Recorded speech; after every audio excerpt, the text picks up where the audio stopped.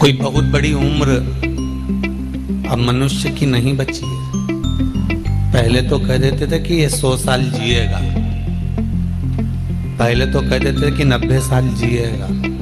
आज के जमाने में 70, 75 और 80 और 85, ज्यादा से ज्यादा 90, 95 तक पहुंच गए तो भाग्यशाली हो गए, और 100 क्रॉस कर गए तो ये तो भगवान की गणी कृपा है तुम पर हो, नहीं तो जीवन का कोई भरोसा है।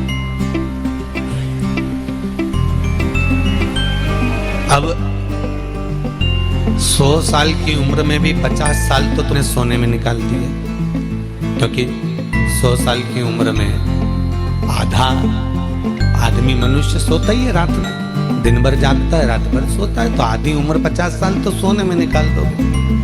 बची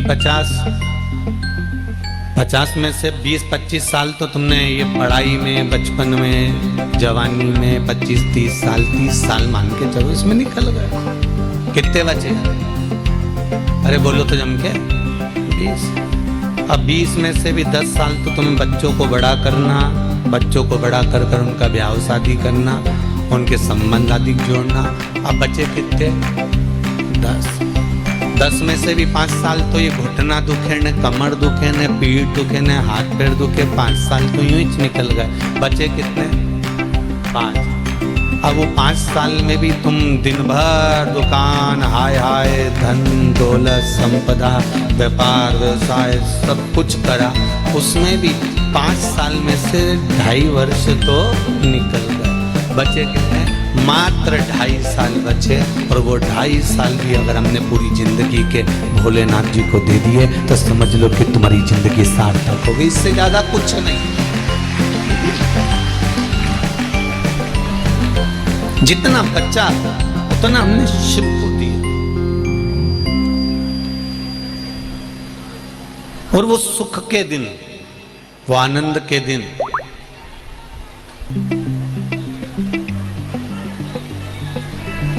स्वयं पर आधारित होकर, स्वयं की भक्ति, स्वयं का स्मरण, स्वयं का अपने द्वारा करा गया भगवान का भजन, अपने द्वारा किया गया स्मरण, अपने द्वारा किया गया कीर्तन, अपने द्वारा किया गया नाम जाप, अपने द्वारा किया गया मंत्र जाप, ये एक जीवन का सुख प्रदान कर देता है। शिव महापुराण की कथा कहती है, एक देवराज नाम का ब्राह्मण और एक बिंदुक नाम का ब्राह्मण थे। ब्राह्मण पर दोनों ही गलत मार्ग पर चलते रहे।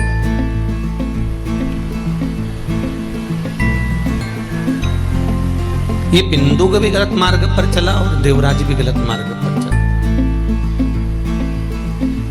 यहां तक वर्णन है कि देवराज का भी विवाह हो चुका था और बिंदुक का भी विवाह हो चुका था, पर बिंदुक का विवाह होने के बाद भी, उसकी शादी होने के बाद भी, धर्म पत्नी होने के बाद भी वो गलत मार्ग पर चलता रहा, वेश्यावृत्ति करता रहा, जुआ खेलता रहा, मदिरा पान करता रहा, मांसाहार करता रहा, व्यसनों में डूबा है।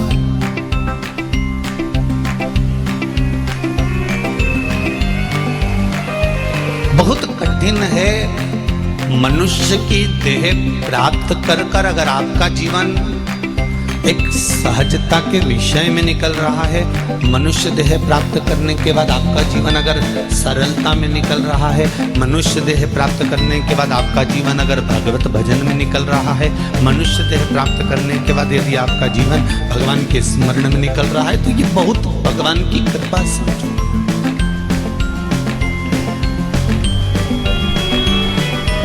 ये शिव कृपा से, ये उसकी उदारता से।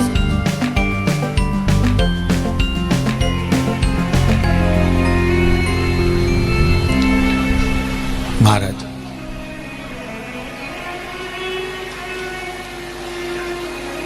शिव कृपा कहती है, शिव कथा कहती है,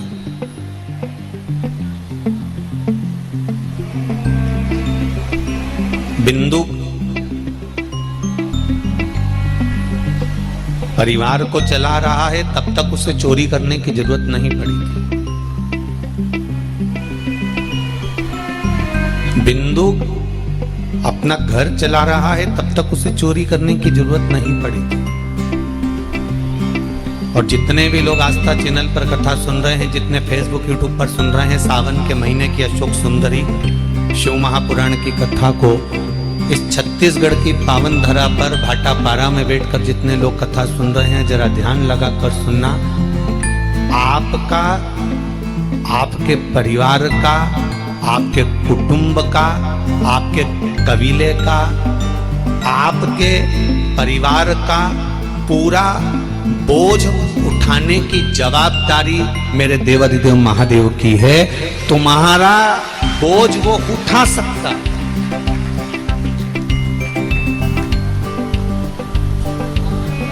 तुम्हें भूखा नहीं सोने देगा, ये उसकी जवाबदारी। जब जन्म नहीं हुआ तो माता के स्तनों में दूध दिया। जब वो तुम उदर में थे, पेट में थे, माता के गर्भ में पड़े हुए थे, तब भी तो वही पेट भर रहा था। अंदर भोजन देने कौन गया था? कि तुम सर्विस करने गए थे कि नौकरी करने गए थे? बोलो जी सही है कि गलत है? कि हो सकता है तुम भाटापारा से बिलासपुर नौकरी करने चली गई थी अंदर से निकल के तुरंत। कोई गया? जब उदर के अंदर 9 महीना माता जो खाती थी वो अंदर दे देता था, माता जो पीती थी वो अंदर दे देता था, माता जो ग्रहण करती थी वो अंदर दे देता था। तो जरा विचार करो, तुम तो अंदर अकेले आराम से पड़े हुए हो और वो अंदर भी पेट भर रहा है। जब वो अंदर पेट भर देता है, बाहर निकलते से ही माँ के स्तनों में दूध देकर पेट भर देता है, तो मरोगे तब तक भी तुम्हारे पेट भरने की जवाबदारी उस परमात्मा की है, वो भरेगा। पर पेट भरने की जवाबदारी परमात्मा की है, पेटी भरने की नहीं।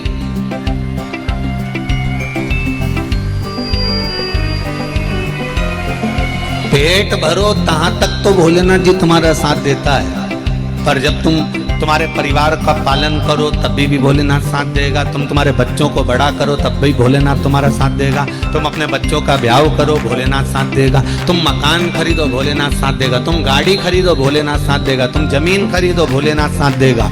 तुम्हारे परिवार तक की तो गारंटी भोलेनाथ जी ले रहा है, पर इसके अलावा तुम दोस्तों के साथ गुल छल्ले उड़ाओ और किसी कहीं गलत काम करने के लिए जाओ, वेश्यावृत्ति करने जाओ, दूसरी नारी के चक्कर में पड़ जाओ, दूसरों के चक्कर में पड़ जाओ, अपने जुए में पड़ जाओ, तो भोलेनाथ जी के अब तेरी जवाबदारी, अब तू जान तेरा काम जाने।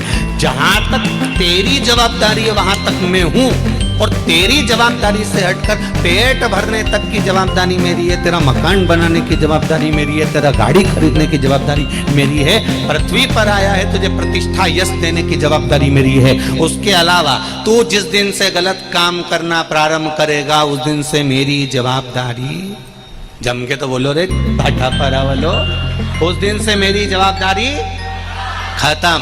अब पेट भरने तक की जवाबदारी मेरी थी, अब पेटी भरने की जवाबदारी फिर तेरी है। तू 1 का 2 कर, चाहे 2 का 4 कर, और 4 करने के बाद तू भले 50 का 100 कर, और 100 करने के बाद पूरी जिंदगी रो कर। अब तेरी मर्जी, तू रो कि सो, अब तेरे।